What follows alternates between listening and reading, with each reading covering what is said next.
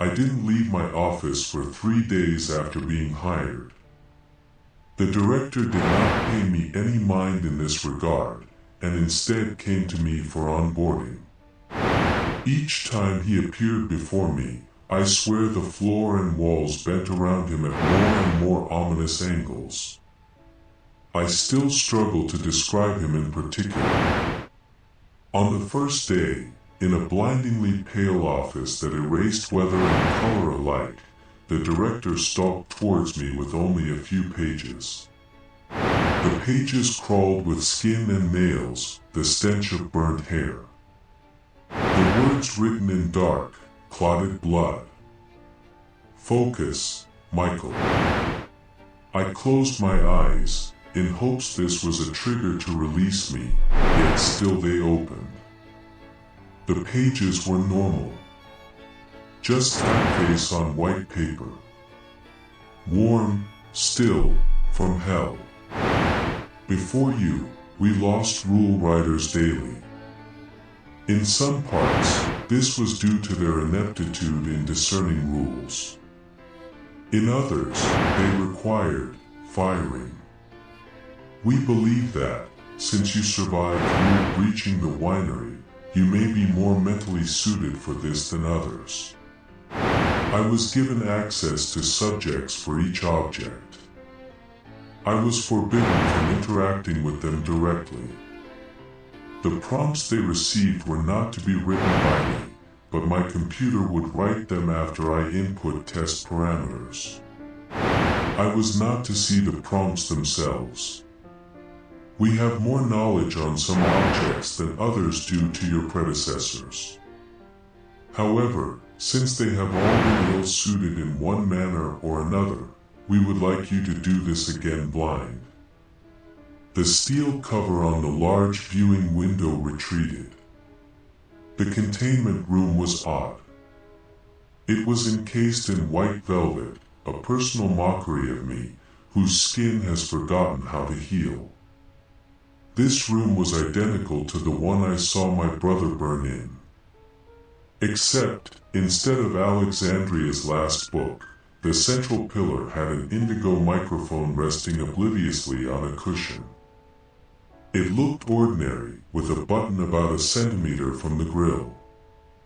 I was grasping for an attempt to demonize this object to no avail.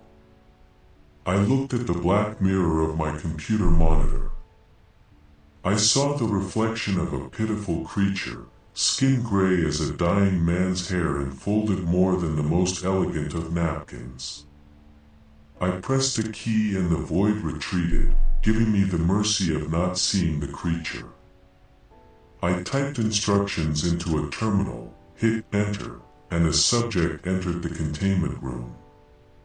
I wanted so desperately to study their appearance. Was their flesh velvet or coarse? Did they have a tremor?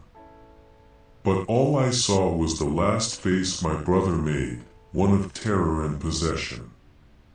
His seared hair and nailless fingers. Good. Remember, the subject is a willing participant and will follow your instructions. Pay special mind to denote rule breaches as RB as outlined.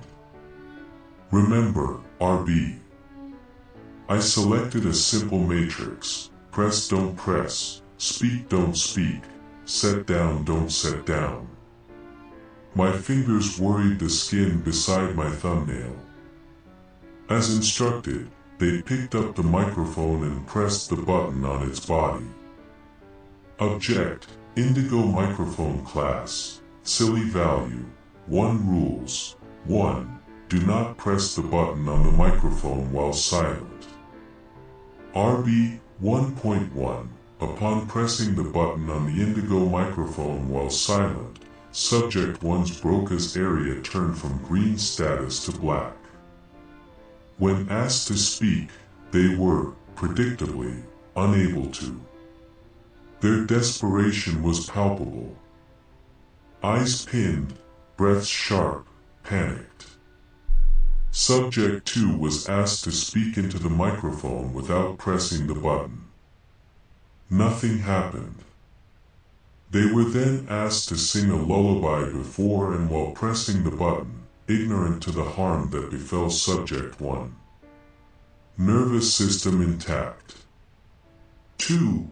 After pressing the button, speaking into the microphone amplifies the receiving voice regardless of the presence of speakers.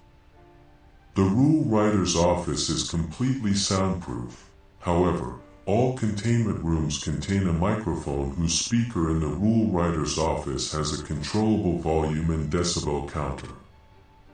Prior to pressing the button, subject 2's voice was 50 dB. Afterwards, their voice was 60 dB. The rule writer turned his speaker off and requested subject 2 to speak again. Their voice was still 60 dB. The indigo microphone was not connected to any speakers and has no cords to do so. After turning the decibel counter off and adorning headphones playing music, the rule writer noted his music becoming silent and still hearing subject 2's voice at roughly 60 dB. 3. The user must say "good night" before setting the microphone down. RB 3.1. Subject 2 placed the indigo microphone on its cushion delicately after use. Glass's camera showed the indigo microphone displaying yellow sparkles, akin to the night sky, before subject 2's throat swelled shut. Their anxiety was oozing out of their nose and eyes.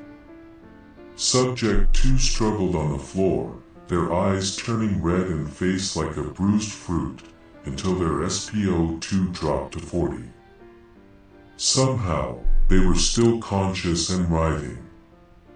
Whole body nervous system status was red.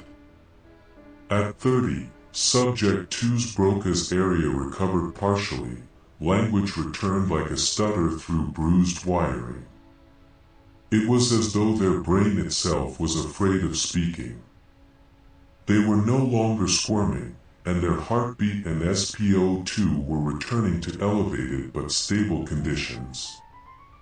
Subject 3 was instructed to follow the rules above, and was able to leave containment unharmed.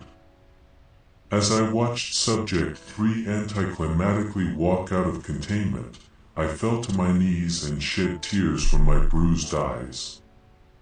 I pulled at the skin on my hands, knowing it would not rebound. A nervous tic I shared with my brother. The director appeared. The air was sucked out of my trembling lungs as I stood to meet his gaze. The previous rule writer never found Rule 3. We can now offer this object for use, which would likely be for presentation purposes. Your report will be adopted. Adopted meant it would be used. Used meant someone would hold it. Mucus ran down my lips, sinking in the crevices and folds, mixing with my salty tears. You will get used to it. Do you know what happens to the subjects after they leave? One day, you will.